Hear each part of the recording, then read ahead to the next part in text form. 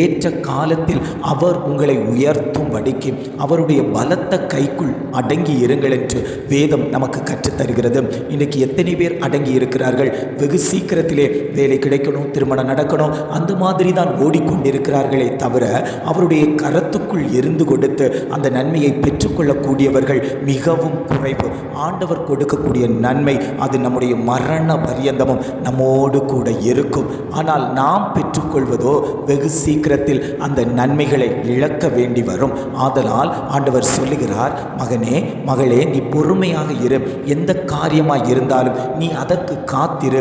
அது தாமதித்தாலும் அது நிறைவேறும், நிச்சயமாய் அது வரும் என்று ஆவியானவர் ஒவ்வொரு குடும்பங்களையும் பார்த்து அவர் வாக்கு கொடுத்து கொண்டிருக்கிறார். ஒவ்வொன்றிற்கும் ஒவ்வொரு காலம் உண்டு.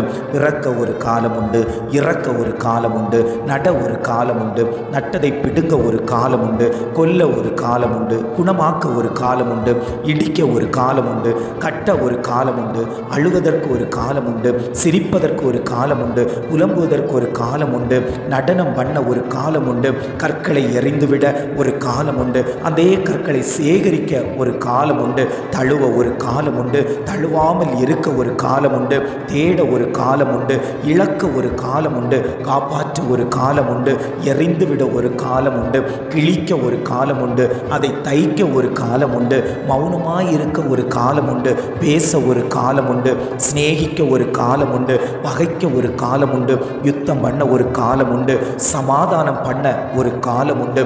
இப்படி காலங்கள் நமக்கு முன்பாக வைக்கப்பட்டிருக்கிறது. அந்தந்த காலங்களில் அந்தந்த நேரங்களில் உனக்கு உண்டானவைகளை நான் நிறைவேற்றி தருவேன் என்று ஆண்டவர் வாக்கு கொடுத்து கொண்டிருக்கிறார்.